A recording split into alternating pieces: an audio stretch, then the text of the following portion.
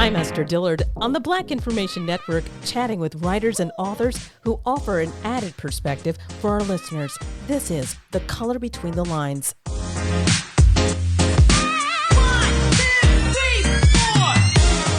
In this edition of The Color Between the Lines, we're speaking with Dr. Uché Blackstock. She is the founder and CEO of Advancing Health Equity.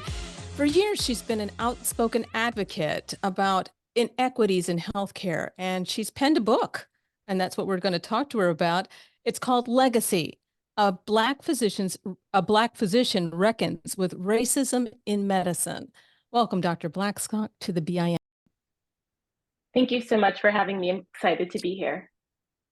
Well, this book is exciting because I enjoyed that, especially the first part where you're talking about your mom. It addresses inequities.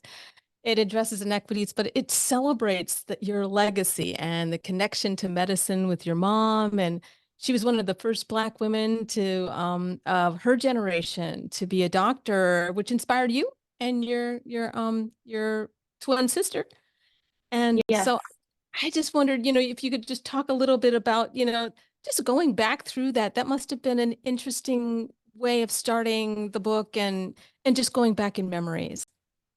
I always say the book is essentially a love letter to my mother, the original Dr. Blackstock. And, I grew up with Black women physicians, surrounded by them, not just my mother, my pediatrician, the women that my mother had a local organization in Brooklyn with, who organized community health fairs. So that was the norm for me, seeing these brilliant Black women doing work in our community on behalf of our friends and neighbors. So it almost, it seemed just right for me and my sister to become physicians because we had these amazing role models. And it really wasn't until I got older that I realized that wasn't the case, that we actually were a very small percentage of all physicians. But this book, I really wanted the opportunity to give my mother a voice. As I write, she died at 47 years old. I was only 19 from acute myelogenous leukemia. And she was such a special woman. And I feel like this book is an opportunity for people to learn about her, to learn about the people that she worked with, to learn about the impact that she made on a local, even hyper local level, but that still has impact today.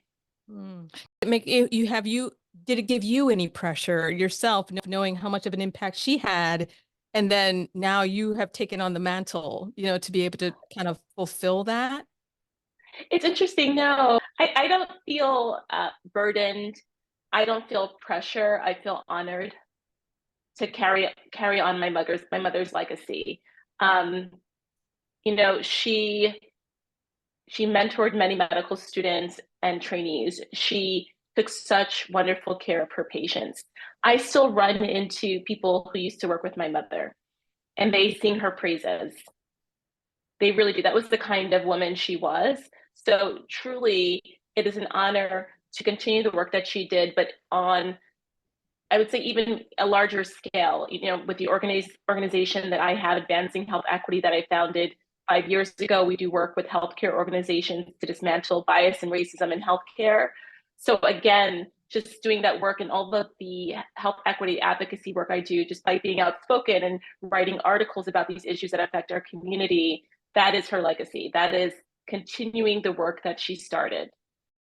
Well, in this book, you mentioned that the lack of Black doctors, in a way, wasn't by accident, that there were several like HBCUs and colleges that had to shut down after one significant incident that you learned of, that you said that really impacted it. It made you cry. Will you talk a little bit about that? Yeah, absolutely. One of the goals for writing this book is to help people connect the dots to how we arrived where we are today with so few Black physicians, with the health inequities that we see in our communities. It didn't just happen by mistake. And so I write about this report called the Flexner Report in 1910 that was actually commissioned by the American Medical Association, the oldest and largest organization of physicians, and Carnegie Mellon Foundation. And they essentially commissioned this educational specialist named Abraham Flexner, a white man who actually held very racist views about Black people, but they commissioned him to assess the standards of all 155 US and Canadian medical schools and compare them against the gold standard of Johns Hopkins. As we know, our historically Black colleges and universities did not have the same resources or wealth that these predominantly white institutions had. And so by the early 1900s, there were 7 historically Black medical schools, and they had educated almost 1,600 students. But what this report did was it led to the closure of 5 out of 7 of those medical schools, leaving behind only Howard and Meharry, which are still around. But there was a report, that you mentioned that came out in 2020 that estimated what would have happened if those 5 medical schools had remained open, and they would have trained between 25 and 35,000 Black physicians. When I read that, I sobbed because I thought about the tremendous loss to our communities, not just of physicians, but of mentors, of researchers, right? And I want people to understand, we don't have small percentages today of Black physicians because there's anything inherently wrong with us. There are practices and policies that are in place, just like the recent SCOTUS decision on race-conscious admissions, that eventually have ripple effects in our communities and on the health of our communities. Well, for those of you who are just joining us, I'm Esther Dillard, speaking with activist and physician Dr. Uché Blackstock about her new book, Legacy: A Black Physician Reckons with Racism in Medicine. A lot more attention has been drawn to studies that show that Black women are more likely to die in childbirth than white women. And you bring this out very clearly when you brought up it was Beyonce and Serena Williams and their experiences as new moms. But you experienced your own kind of like brush with how doctors treat Black folks, but in a different circumstance. It had nothing to do with pregnancy. Can you talk a little bit about that? Right. So, appendicitis. I actually had, as a first-year medical student, I had a missed appendicitis. So essentially, I went to the ER 3 times to the teaching hospitals at my own medical school with these symptoms, and was sent home. And it ended up my appendix ruptured. I had complications from that. I was out of school for about a year. But I remember during the whole process, being questioned repeatedly about very personal things, like my, what sexual activity I was having, as if people that were caring for me didn't believe what I was saying. And even my twin sister, who was also in medical school at the time, she said, "I think you have appendicitis." But even as medical students, we felt so disempowered to even speak up and say anything. So I can even imagine how someone who wasn't in medicine could feel in a moment like that. But yes, that it happened to me. So that's why, I have this lived experience as a Black woman, as a Black person, but I'm also on the other side in the system as a Black physician. And that's why I feel it's important. I have to use my voice to speak up about these patterns that we know are not just anecdotal, but we have research for that says that when we seek care, when we interface with health professionals, often our concerns are dismissed, ignored, or minimized, and the consequences can be deadly. It can. What do you think that can be done, I guess, changed in this healthcare system to make things better?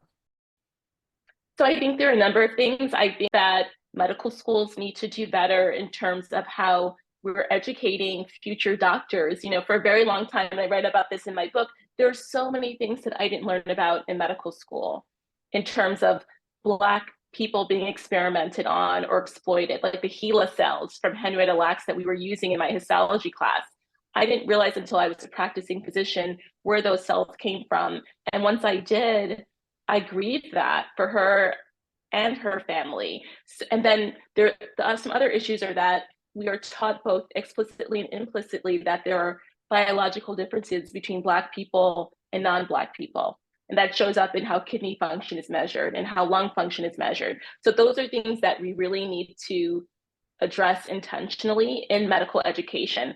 And then for practicing physicians, there needs to be continuing medical education and assessment for them. Within healthcare institutions, we need to hold them accountable.